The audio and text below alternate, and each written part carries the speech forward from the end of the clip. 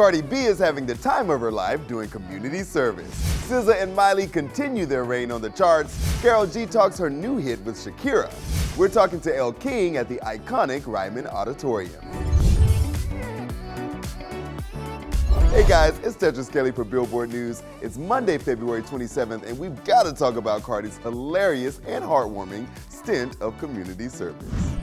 Cardi B did the crime, now she's got to do the time. Done with the talking, I'm up in the violence. Ask anybody, they know I'm about it. Hashtag whip that whole ass. Cardi B pled guilty to her involvement in strip club fights that occurred in 2018. The stipulation, 15 days of community service before March 1st, or else she serves 15 days in jail. She's been posting her community service fits on Twitter with captions like, "Just cause you famous, it don't mean you're special. Obey the law. And I did the crime, I only have myself to blame." Part of that community service has been working with a youth program run by the NYPD. Can you please tell me more about Girl Talk? Girl Talk? Yes. Yeah. So, I don't know about y'all. Yes. Cardi tweeted, "Community service has been the best thing that has happened to me.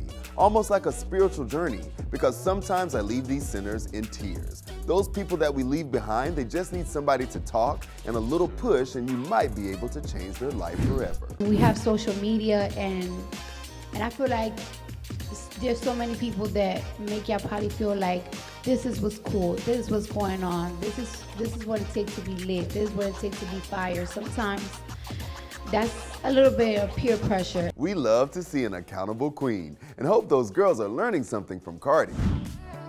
Cardi also said she fit some studio time in with all that community service, so hopefully we'll be seeing her back on the charts soon. But let's take a look at who's on top today. On tour and on top of the charts, SZA is slaying. Let's break down her epic run. Driving, I'm so mature.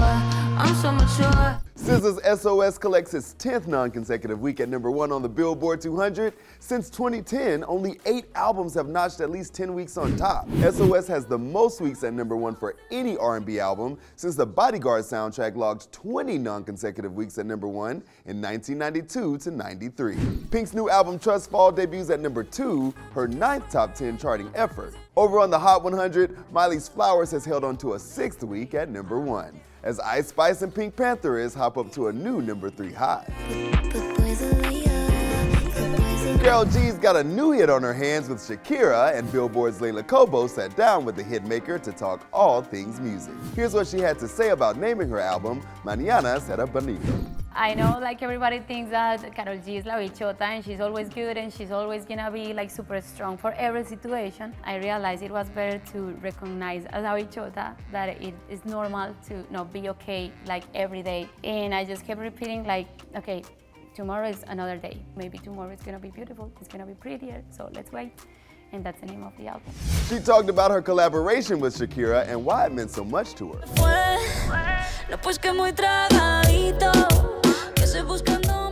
When I was on the set, like shooting the video, and I was watching her like shooting her parts, just realizing all her amazing and legendary moments in her career. But it was like such a blessing for me to have her.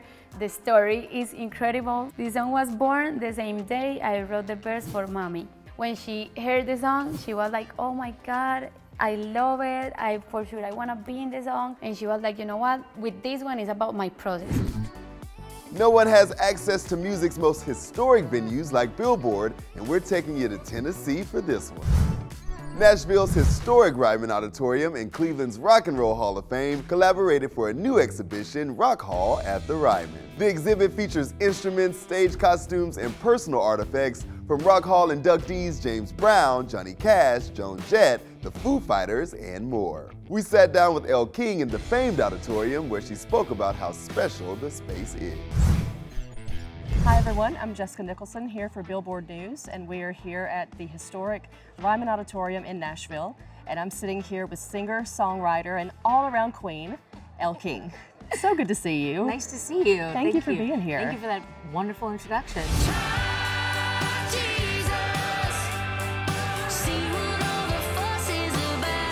What does this place mean to you, just being here as an artist? It truly is the church of music. The Ryman is just this beautiful mecca of amazingness. Every show is always terrifying, but always really special and magical. It's the only place that I've ever played where it can be the loudest and rowdiest audience and also straight into the most vulnerable, most beautiful, resonating listening room of an audience and a crowd and a building that you really don't get anywhere else. Well, even though this is the mother church of country music, I mean, it has such a long history of rock and roll performers. Right now, they even have a Rock and Roll Hall of Fame exhibit, and it was recently, named a Rock and Roll Hall of Fame landmark. I love the rock exhibit. It's so cool because it's not only Elvis and James Brown, but it's also Bill Monroe and Clapton and Johnny Cash. It's just really interesting. I walked in this morning and I said, my favorite place.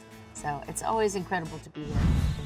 That's it for today. Come back tomorrow so we get you ready for Billboard's big Women in Music celebration. The one with SZA, Lotto, and Lana Del Rey. And that's just the tip of the iceberg. I'm Tetris Kelly, and this is Billboard News.